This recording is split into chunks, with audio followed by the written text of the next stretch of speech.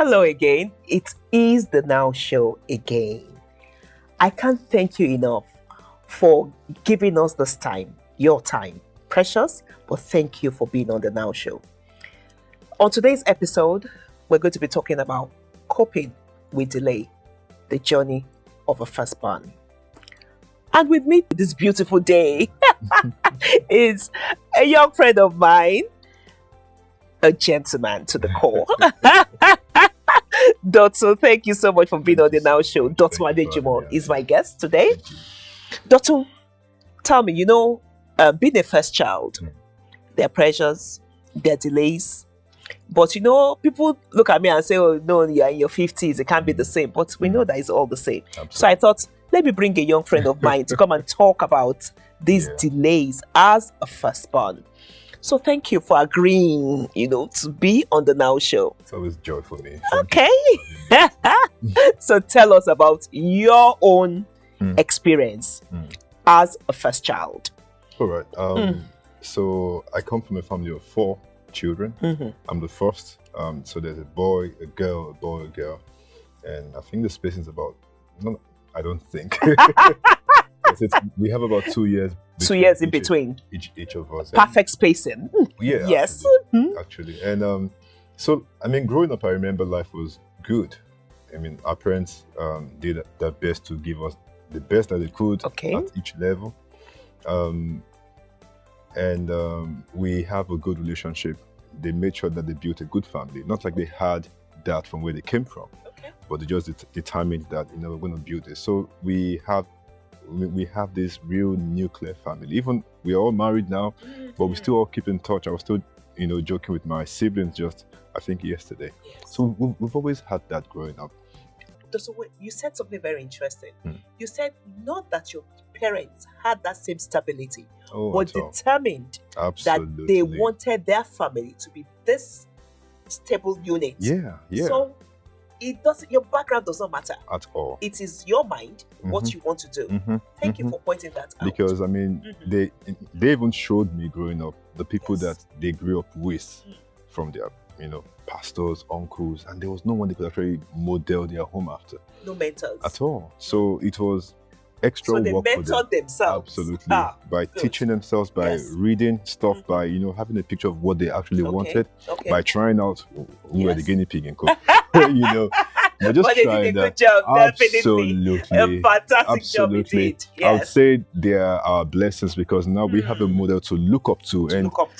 I keep telling my friends that if I have a home, 50% like what my parents have, I think I'm a success. I agree. I agree. So that's the kind of home we're brought up in. Okay. But I personally, I experienced some delays growing up. You had your own struggles. Oh, absolutely. You being the first, you are always the scapegoat. Yes. Everyone expects you to act this way, to be this way. You can't get things wrong. The expectations are high. Even when your siblings mess up, it still comes back to you. They get the soft landing, but not you. And that pressure continued, but it was, and I think the devil always tries to leverage on that. Because I remember primary school, secondary school, things seemed to go fine. Those at those points, you just keep moving along either ways. But I remember secondary school when I was in S03. That's my final year in secondary school. My sister, the last one, she was in JSS1, right? Others were in between. But getting into university, we got into university at the same time. Wow. We finished, no. I got into university a year before, but we finished university the same day. Wow. So this is someone, and the last child. So this is me this is like what, 5 years gap in the secondary school, and then me just losing all that to finish at the same period. In fact, I almost didn't finish. How did that feel? It was horrible. Horrible. And it didn't even stop there because, so after secondary school, you feel, finally, and after university, you feel, you finally won this battle. What next? And I remember when it was time for us to go serve. And my parents had helped a lot of people with their postings, they get lucrative places. And then I was a course rep. So I remember that day I was getting everybody's posting. Oh, you are posted to this place, to that place. And then I got my own post and I see Sokoto. It comes to you. Yes. Now it comes to you. Like Sokoto. What? And I remember walking to some of my classmates and showing them, oh, I was posted to like, oh yeah, you're lying. It's not possible. I mean, I'm not saying Sokoto is a bad place. Yeah. But I mean, I'm in Lagos. I should be in Lagos. I mean, that's where things are happening. That's where home is.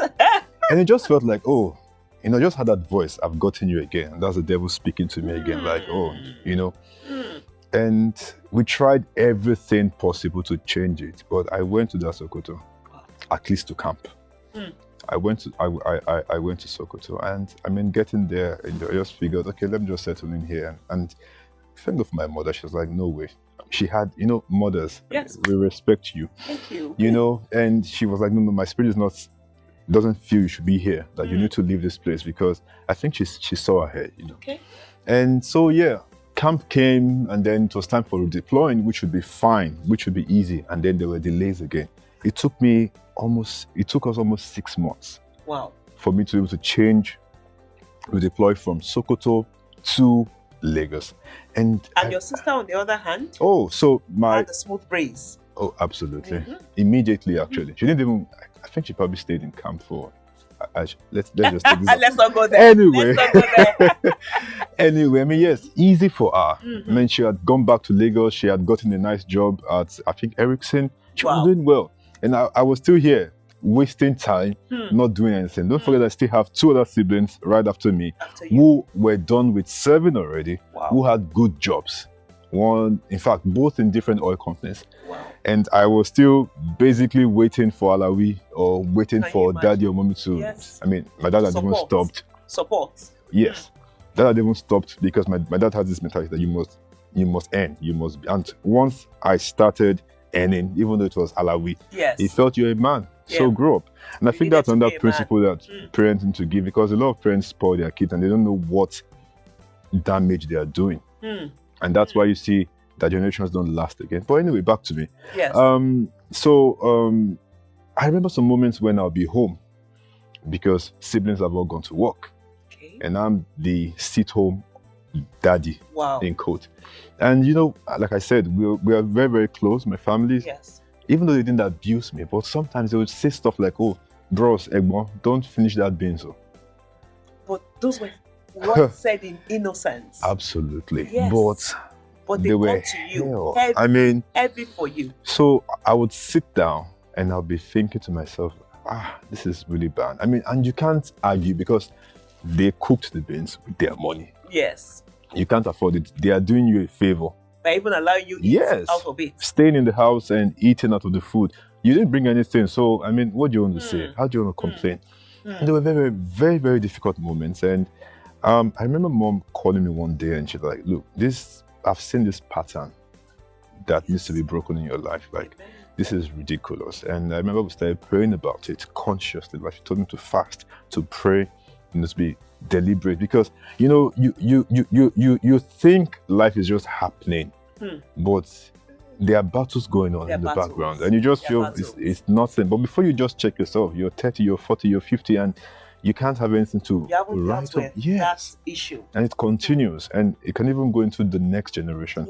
So she just felt, no, this has to stop, and we started praying about it, and I started seeing evident changes, not just prayers, because that's what people feel sometimes, like just pray, you know, but taking steps as well. So you have to be deliberate and intentional about your actions. Absolutely. And that included going out more, talking more to people, you know. And finally, I after pushing extra, I got into a good company and I started working there, and things started picking up for me. So I remember doing my service. I think we were about 5 or 6, but because of prayers and because of commitments, because of going extra, I started shining. I remember out of all of us, my boss said, oh, I like you, and then he retained just 2 of us. Now, because again, like I said, prayer is one thing, but also you know the battles you're facing. That means you have to work harder. So my boss called me one day and said, you know what, you know that you are limited, or you know that others excel easily in this thing, so you have to put in the extra work. And I think that kind of really started helping me, you know, to excel. So I got retained after NYC, and I started doing well. They fired a lot of my colleagues as time went on, and somehow just kept shining there. So you see the good that came out of that situation you found yourself. Absolutely. As you know, going through some challenges as a firstborn. Your other ones were shining, but you didn't sit down and think, why is this happening to me? You took deliberate steps. Yes, so but it's important that people... it required me being pushed as well. Yes. I mean, I wouldn't just assume and say that, it just happened. No. So I think that's why it's good to have mentors, to have good parents also in your life. Good support system. Absolutely. Good support system. People that can think for you sometimes, because when you think some things are not meant to be normal in your life, that's just the truth. So you need someone from outside to see and help push you. And I thought those battles were done. Now I was doing well. I could afford to. I got my own apartment in Lekki. Had my car. Big boy, Big boy, well done. Yes. But the devil wasn't done with me. Wow. And so time to get married. I said, by this age I should be married. Okay. My dad got married at the age of 31, and I was like, no, that's not me. By 25, I must be married. And I figured, that's courageous. 25. Yeah. I mean, I just figured things I've experienced enough delays. Okay. So you wanted to catch up by getting married early. Absolutely. Okay. So, and then 25 didn't happen, 27 didn't happen. I was like, okay, God, what's going on? What's going on? Again. And I would have relationships and I would think, this is tending somewhere. And then it would just disappear. Wow. And until I started realizing that, okay, you need to pray about this as well. And God did it. And when God gets involved in your life, it makes you understand that He can make up for all the lost years. All the years that the cankerworm and the locust and the caterpillars it is real. God can really give you full restoration. That's right. And I met someone amazing. I dated people for 3-4 years, sometimes longer, But I met her and we dated for 6 months? I'm not saying you should do that. God I'm just saying that relationships not to work so that you can meet this person that He has prepared for you. That's how God works. And in a short while we're married. And I'm not saying married and you're regretting it, I do this right. And you're happy and you're fulfilled, someone that adds value to your life. Because I always prayed personally, God, give me someone like my mother. Yes. Not to boss me, but someone that can see ahead. Just saying. Boss you. Oh my word. And God gave me that in my partner. And I figured, once you get married, once we start, a baby will just pop out. And that didn't happen again. Wow. And it came back. The struggle continues. Consistently. That's why we say it's a journey. It's really a battle. And my mother always says this, that life is a battle. Meanwhile, your younger siblings, they were already married and having their own children. Yes. Oh, yes. In fact, my sister had 2 kids already by this time. Wow. Wow. So everybody was good. Yes. Everybody was good. And like I said, my mother would always say that life is a battle. It's either you are fighting or someone is fighting for you. So either way, the battle is going on. Okay. So I think it required me fighting, taking hold of my life. And what I've experienced through this is that God does make up for you. If you know what you want, if you believe and trust in Him, and if you get Him involved in your life.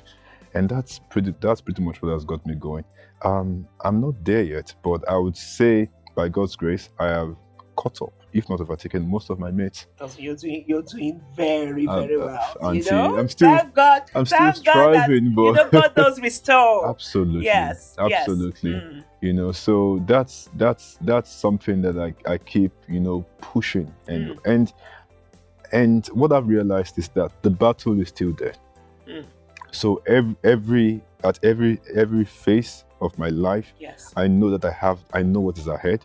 I know that if I'm going to make a break, if I'm going to push ahead, this firstborn battle is consistently there. So the important thing is to know. Yes. And always take action. Absolutely. So it's always there. You just have to keep fighting. You have to keep fighting.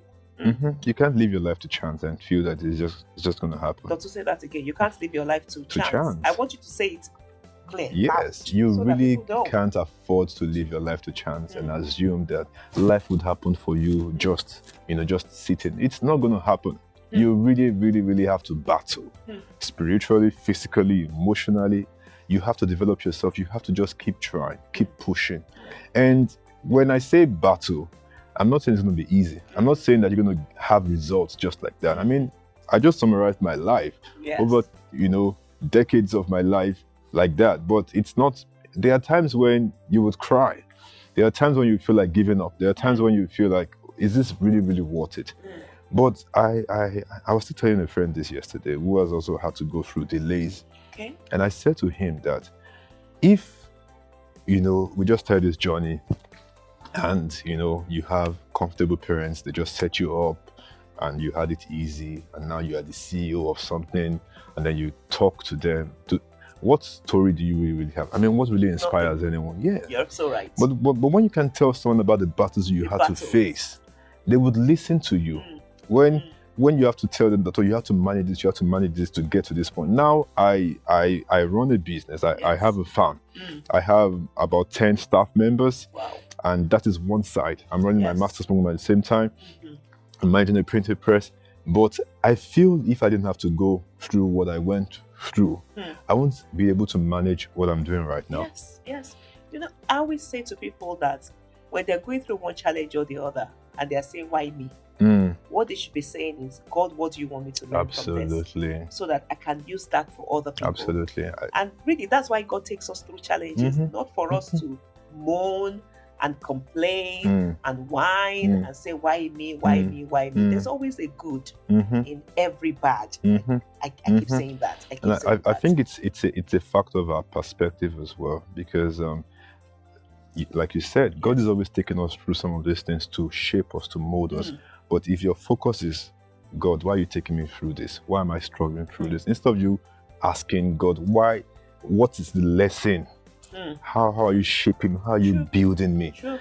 Nobody would entrust something big into your hands if you've not been built. And that's the situation with Nigeria, for example. So you talk about many big men formally. And then you think that their children will be the ones who continue the legacy. And Tell me about nothing. That. Tell me about that. Yes. The prayer of my parents every day is that we become an improvement on them. And I think that's a massive prayer. Oh, yes. And it's a big challenge. Greater than us. I pray that prayer. My children must be greater than me. I tell them, you must be outstanding. Anywhere you go, they must know that you are there. Yes. It's not about, you can't be average. You cannot afford to be average. And it's important that you take that on yourself as a child and develop yourself to be that person that will be outstanding. Exactly. That's a very, very valid point, because it doesn't matter how much your parents try to push you or they give you the best education. If you don't push yourself, forget it. Nothing. So you have to push yourself too. Nothing. And there's nothing that gets just given to you freely that would last. So if you look at statistics now, American lottery, for example, the British lottery. Yes. Most people who win those lotteries. Okay. You check them back in 2, 3, 5 years, they go back to being broke. Wow. Because they've just not learned how to manage it. So yes, the battles for a firstborn child, I believe it can be to help them become something. I mean, I personally have seen many firstborns. Okay. And I constantly pray, Lord, I don't want to have a life like this. Because the battle is real. It's real. I don't know. I think the devil is just threatened by the firstborn child. I'm so happy for people of you are in your early 30s. I'm in my 50s, my early 50s. You don't look it at all. Oh, thank you. Oh my God, thank you for that. Well, so a lot of people my age didn't get the kind of resources and things that people like you got. And along the way, what would you say was your coping mechanism?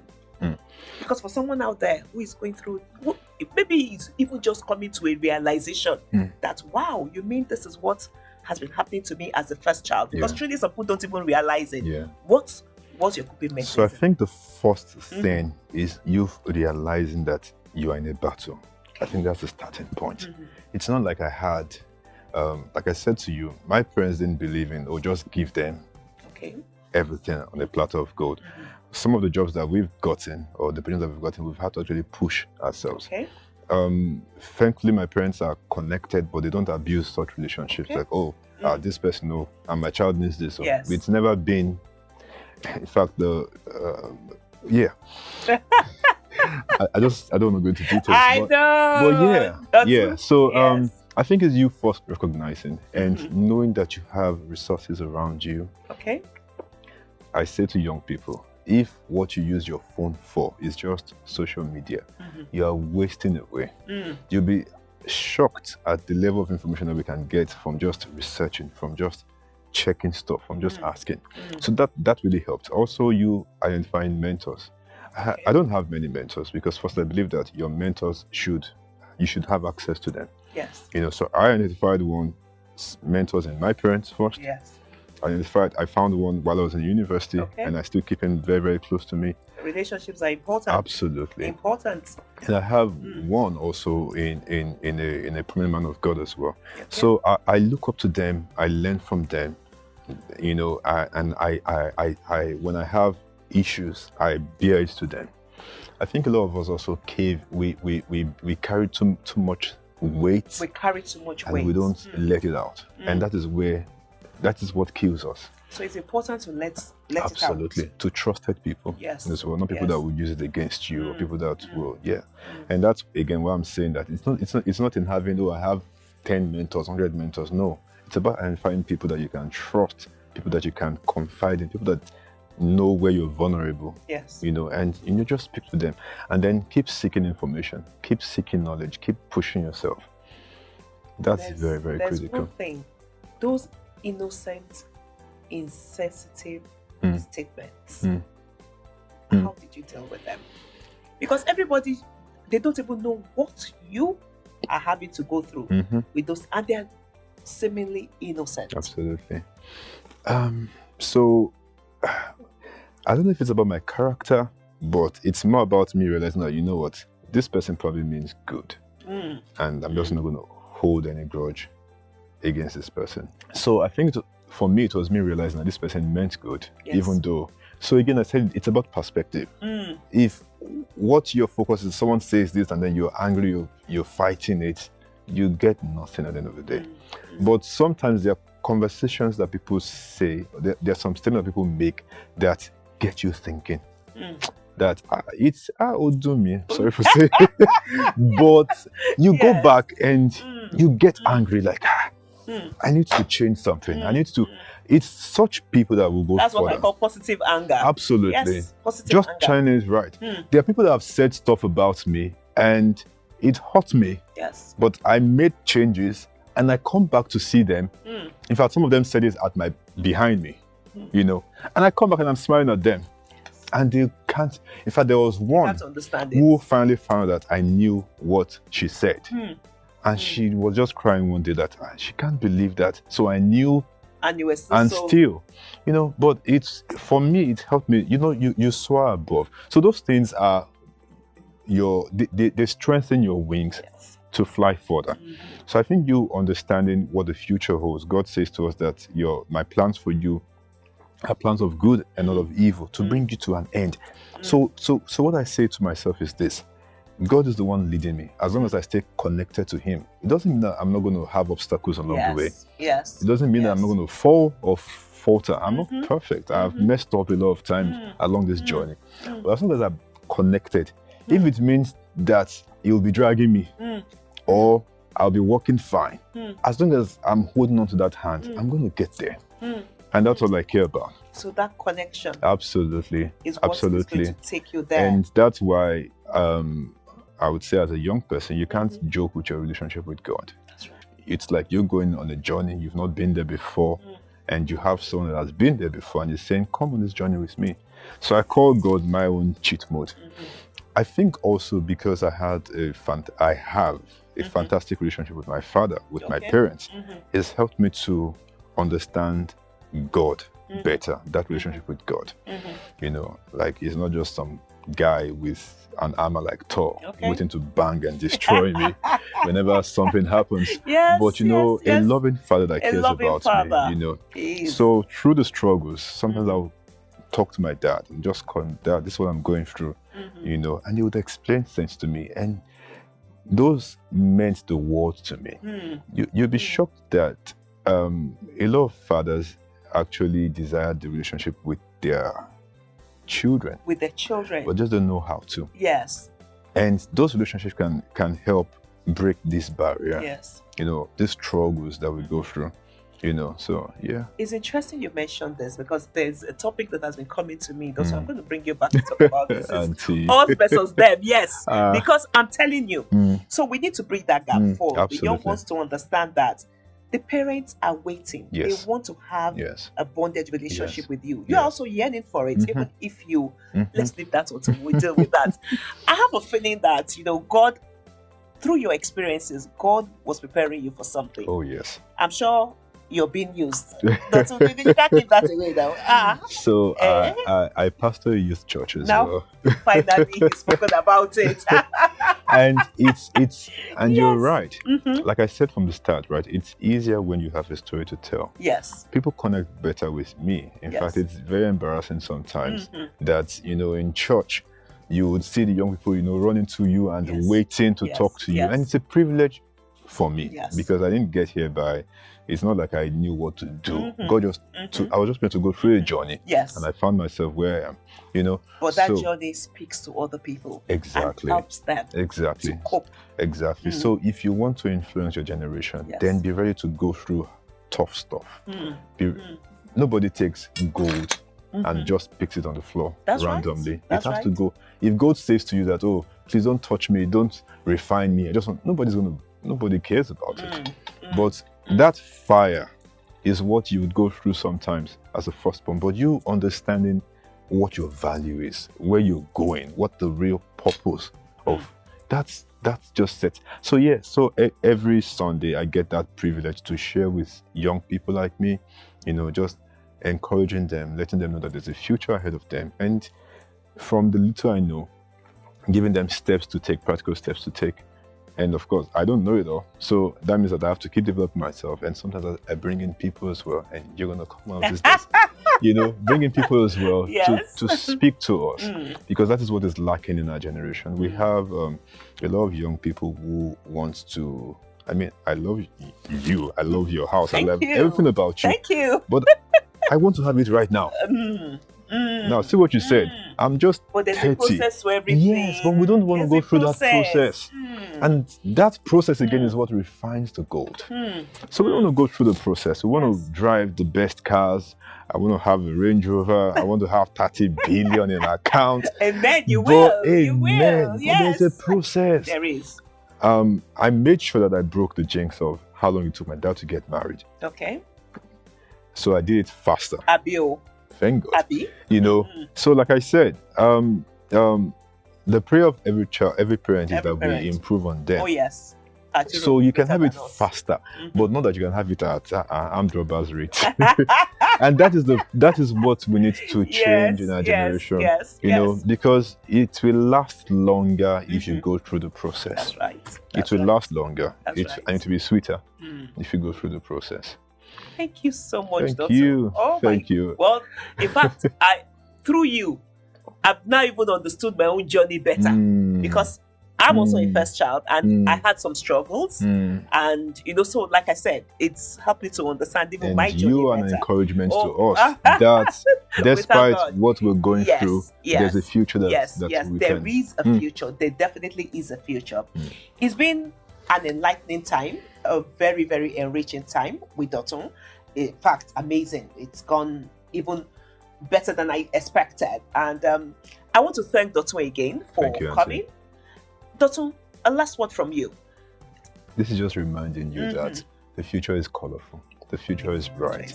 It doesn't matter what you're going through right now. It doesn't matter the battles you're facing right now. Remember, there's a purpose to it. God has a plan for you. So enjoy the process. Don't be downcasted. Don't be suicidal. Don't, have high blood pressure. It will end one day. One day you just look and say, so even me, I went through all this. But that will only happen if you don't give up right now. So don't give up. The future is colorful. don't give up. The future is colorful. Absolutely. Thank you again, Dotun. Thank you so much. God bless you, bless you, bless you. Thank you. Until we come your way again, this is our show. We're signing out. Thank you very much.